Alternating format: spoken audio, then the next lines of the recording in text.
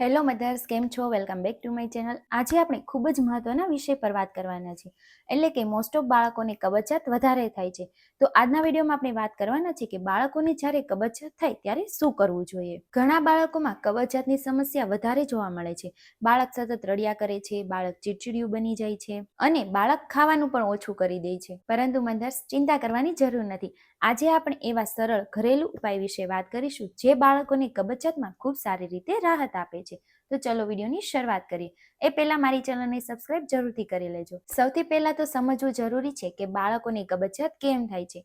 જો બાળક પાણી ખૂબ જ ઓછું પીવે છે, બાળક જે ખોરાક ખાય છે તેમાં તેને જરૂરી ફાઇબર નથી મળતું, અથવા તો તમે બાળકોનું ફોર્મ્યુલા મિલ્ક બદલો છો, બાળકોને કોઈ નવા ફૂડની શરૂઆત કરો છો અને બાળકોને પેટમાં અથવા તો ગેસ થાય, તો આ બધા કારણોથી બાળકોને કબજિયાત થઈ શકે છે. નંબર 2 છે કબજિયાતના લક્ષણો. જો તમને આ લક્ષણો દેખાય તો સમજી જવું કે બાળકોને કબજિયાત થયો છે.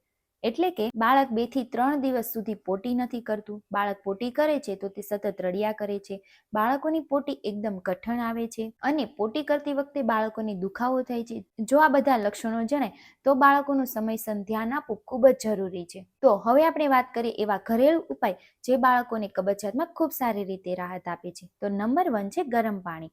પહેલા તો બાળકોને દિવસ દરમિયાન થોડું થોડું ગરમ પાણી આપવું જોઈએ, જે બાળકોનું પાચન પણ સુધારે છે અને બાળકોને પોટી પણ સરળ બનાવે છે.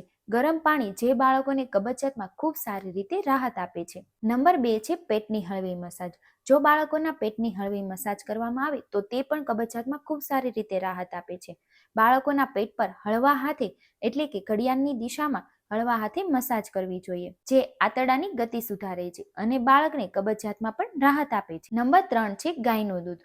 બાળક જો 6 મહિના ઉપરનું છે તો તમે બાળકોને કોઈ પણ ફૂડ આપો છો, એટલે કે બાળકોને ખીચડી અથવા તો બીજું કોઈ ફૂડ આપો છો, તો તેની અંદર થોડું ઘી એડ કરીને આપવું જોઈએ, જે બાળકોને કબજિયાતમાં રાહત આપે છે અને બાળકોની પોટીને પણ નરમ બનાવે છે. નંબર 4 પપૈયું. પપૈયું એક એવું ફ્રૂટ છે જે બાળકોને કબજિયાતમાં સારી રીતે રાહત આપે છે. 6 મહિના પછી બાળકોને પપૈયું મેશ કરીને આપી શકો છો, જે બાળકો માટે ખૂબ જ અસરકારક છે. નંબર 5 છે દ્રાક્ષનું પાણી. રાત્રે દ્રાક્ષ પાણીમાં પલાળી લો અને સવારે તે પાણી બાળકોને પીવા માટે આપવું જોઈએ. આ એક એવો ઉપાય છે જે કુદરતી રીતે બાળકોને કબજિયાત દૂર કરવામાં મદદ કરે છે. એટલા માટે બાળકોને રાત્રે પાણીમાં પલાળેલી દ્રાક્ષ સવારે પીવા માટે જરૂરથી આપવી જોઈએ, જે કબજિયાતમાં સારી રીતે રાહત આપે છે. નંબર 6 છે સાયકલ એક્સરસાઇઝ. જ્યારે બાળક નાનું છે ત્યારે તે મોસ્ટલી સાયકલ એક્સરસાઇઝ તો કરતું જ હોય છે, પરંતુ જ્યારે બાળકોને કબજિયાત થયો છે ત્યારે આપણે ધીમે ધીમે તેને સાયકલની જેમ એક્સરસાઇઝ કરાવવી જોઈએ, જે બાળકોને ગેસ અને કબજિયાત બંનેમાં સારી રીતે રાહત આપે છે અને બાળક પોટી પણ સમયસર કરી લે છે. એટલા માટે આ સાયકલ એક્સરસાઇઝ એક એવી વસ્તુ છે જે બાળકોને કબજિયાતમાં રાહત આપે છે. અને હા, ઘણી એવી વસ્તુ છે જે કબજિયાત દરમિયાન બિલકુલ ના કરવી જોઈએ. તો હવે આપણે વાત કરીએ કે શું ન કરવું જોઈએ. પહેલા તો ડોક્ટરની સલાહ વગર બાળકોને કોઈ પણ દવા જબરજસ્તીથી ના પીવડાવવી જોઈએ, અને જો બાળકોને ફોર્મ્યુલા મિલ્ક પીવડાવો છો તો તે પણ વારંવાર ના બદલવું જોઈએ.